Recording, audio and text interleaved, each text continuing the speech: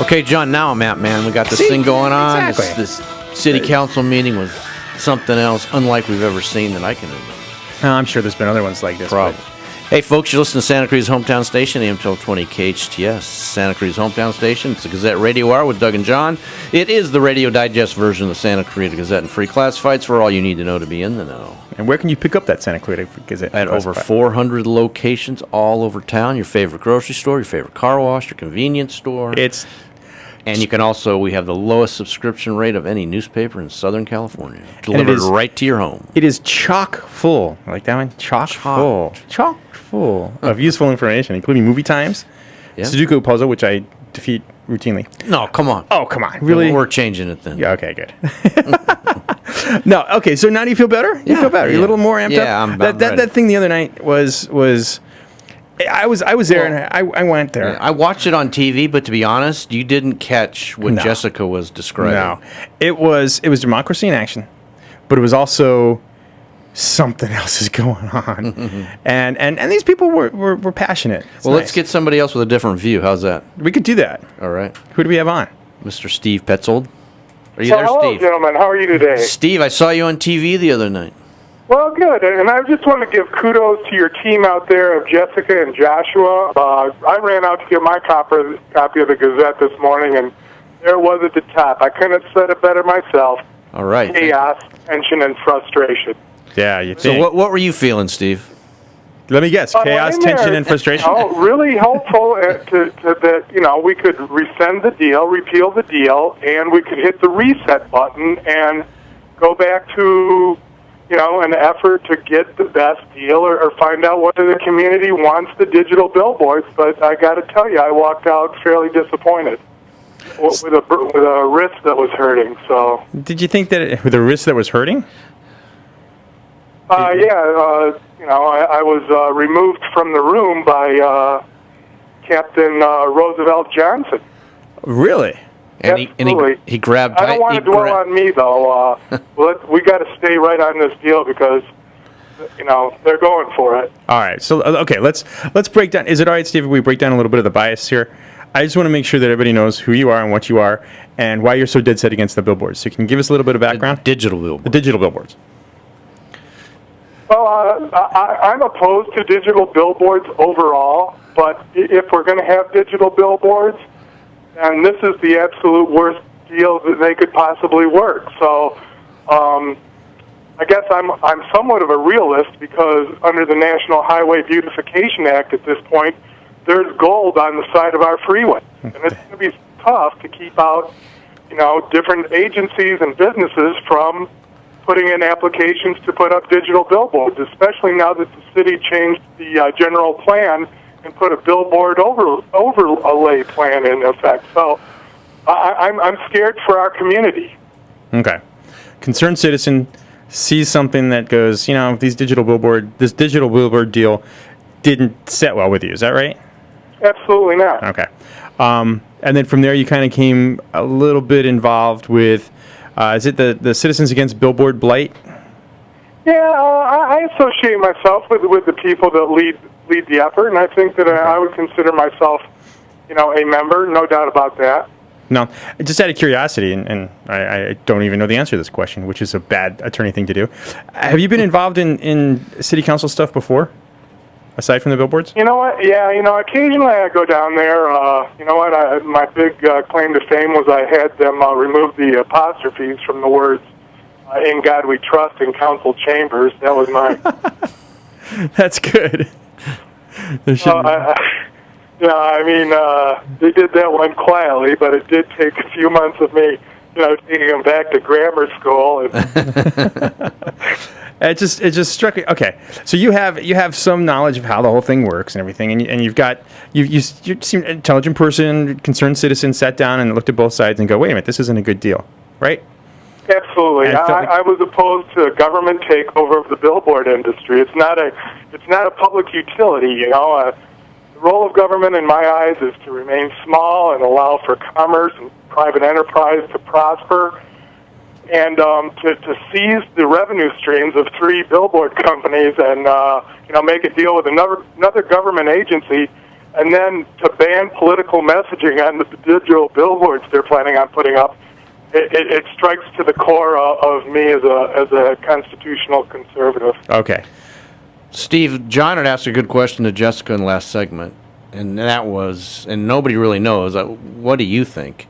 Why are they so gung-ho on this? Why does it seem to be that they're dead set on getting this done come hell or high water? Any ideas, any thoughts? We don't have the answer to the question. The only thing that I can think of is that Metro and Allvision has invested a lot of money in this, expecting to get a lot of money.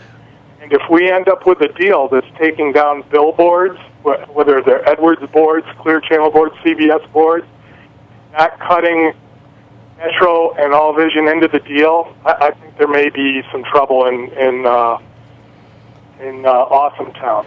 Yeah, because the other one, because they really prepared the fields to put this out with all their environmental studies and bringing in their experts. They are heavily invested in this, and if it looks like the city used them to get into a deal with Clear Channel, CBS directly, they're going to be very upset. Yeah, exactly. Interesting. Now, Steve, one other question. The thing that gets me, and this is just because of my legal background, the thing that gets me is the whole referendum process. Has anybody looked into that? Because it's not the same referendum that they passed, that we voted for, or that we signed off on, that we're going to vote for in November. And that's the dilemma they're facing. They have to write a ballot initiative that appears on the ballot that is truthful, and no matter how you tell the story, it can be attacked as not being truly representative of what the deal does, because the original deal was for 62 boards to be taken down. Within an hour of passing the ordinance, the development agreement, they had struck a deal with Edwards to take down 22 of the boards in the right-of-way without getting any type of compensation for it. And that's a real mystery, is why did they break out the Edwards deal in the right-of-way from the other boards that are in the right-of-way? And it's because they plan on... The Edwards got a gravy train. They paid out Edwards to shut them up and bail them out.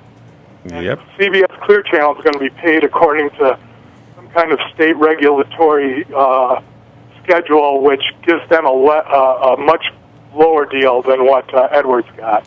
Hey, Steve, we're up against the clock. We really appreciate you coming on, and we'd like to have you back on and address this at a later date. Absolutely. I think all your good work on this. All right. Thanks, Steve. Steve Petzoid, concerned citizen. I like that. All right. You're listening to Gazette Radio Hour with Doug and John on AM-1220 KHTS. We'll be back. You do need to know, everybody. You need to know that you're at Santa Clarita's hometown station, AM-1220 KHTS. You also need to know that you're listening to Gazette Radio Hour with Doug and John, the radio digest version of the Santa Clarita Gazette and Free Classifieds, for all you need to know to be in the know. And speaking of being in the know, we have got the guy that will get us to be in the know. It's time for our World Cup update. No, not World Cup. Our World Cup check? It's time to talk about the chaos, tension, and frustration in the World Cup, or yeah, there you go. In the Santa Clarita Valley. There was chaos, tension. Folks, we have with us the news director from KHTS, Mr. Perry Smith. Perry, thanks for joining us. Thanks for having me on. Isn't it the executive news director? I can just promise you I won't be biting anybody. Oh, that's the World Cup action. Oh, nice. Hey, try to localize it. Try to bring it in there. That's good. That's good. All right, so what do you got? What's the top 5 in Santa Clarita Top this 5 week? news stories. Drum rolls, please, Peter Marquez. Oh boy, that was a half-hearted drum roll. It's so well produced. You know what? You're going to get that for next time, right, John? You'll take care of Peter on that. All right. A few of the top stories that we had. Powerhouse fire. Not sure if you guys were following that situation last summer. That was a huge fire. There was a little smoke in the skyline. Yep. Last May. 30,000 acres ended up burning, and they traced the cause. Well, we suspected all along that it was from Powerhouse. They called it the Powerhouse Fire. There's Powerhouse Number 1, which is one of the oldest. Actually, no, it's the oldest plant, a hydroelectric plant in L.A. County, and it's right here in our backyard, up Bouquet Canyon, a little bit. And there was some old power lines, and they believe that sparked the fire. And the reason why it's significant is the federal government's finally saying, yeah, that's probably what started this fire because the Forest Service was in charge of the investigation. LADWP is saying their equipment's fine, but they're also getting sued for tens of millions of dollars for all those people who lost their homes. Oh, yeah, how many homes? Do you know how many homes? There's some speculation because some of the structures were considered homes early on. At least 24. I was going to say, I didn't think it was that. as bad as some of the other ones we've seen. Yeah, but they said as many as 30, but some of those were like abandoned already. So yeah, but I know that once it hits that threshold, then lawsuits can entail and liability is pretty much done, and it's just a matter of settling it out. And when they had to sue already before they knew the cause because there was that 1 year. Yeah, they got a 1 year statute of limitations. Yeah. So they came down and they said, it was the powerhouse fire was caused by the powerhouse. Thanks, Perry. Brilliant. Yeah. Breaking news. No, and then so we also had a few other more kind of dynamic situations that are a little more developing. The Saugus Union School District situation with Stephen Winkler looks like that has finally come to an end. Okay, so he's no longer on the Saugus Union School District Board. Okay. They vacated his spot last year. There was a vote in June. I was going to say, they voted him out in June. Let's go back to that June vote. Sure. Warranted? Not warranted? Well, in your opinion. This is opinion. You can give us opinion. I feel like they, putting me on the spot here. There could have been more investigation, but they wanted to address the situation right away. And if you looked at some of the responses that we got from the school board members, like Judy Umek, she was campaigning while this process was going on. She was reelected, obviously, but recognize that perhaps there could have been more investigation in the situation. But it's if you also look at the law and the way it's set up, it's almost impossible to prove that someone has a residence outside. I think there's a vagueness intentionally in the law, and that created a problem for them. So they went in the best interest that they asked their lawyers, what can we do? So they went forward with it, and I get the court just affirmed their decision. So we can question that all day, but the court upheld it. So I think it was a fine decision. I didn't think there was anything wrong with it. I thought it was a little convoluted that somebody holds on that long for something that small. Yeah, that was the impression I got of the whole thing. So Doug, give me the wrap it up. I'm going to keep going, keep moving. We want to get through all the stories. It's to speed it up, son. Oh, okay. Oh, so just talk faster. Why are you paying attention to what Doug? This is my show. We've been through this. Well, it is Doug and John, so I don't know. Oh, I love it. Saving the best for last. Oh, is that how we do that? Okay. John and Perry. What else you got, Perry? I'm okay with that. The Greens. I did not realize so much history about that place until I started kind of digging in and doing the story that we published yesterday.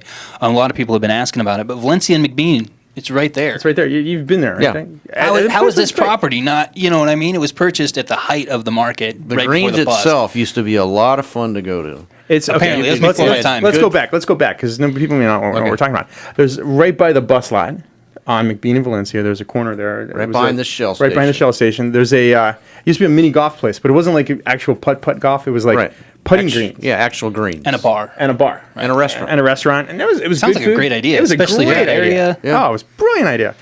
Problem is chalkboard in the game. Yeah. Yeah. the problem is that it kind of fell off into disrepair. And I'm not sure how that happened, but I know that it was bought by a developer who wanted to put a big hotel there. It got as far as it could get, and the developer put it on hold. There's been a lot of talk, people going off the record with like, oh, there's politics in that place. Hey, there's a reason why it was called. People making allegations, but nobody really saying anything. But the developer ultimately ended up putting the project on hold for whatever reason. And since then, it's just really gone into disrepair. Yes. It's been a place where vagrants hang out and people doing drugs in the abandoned building there.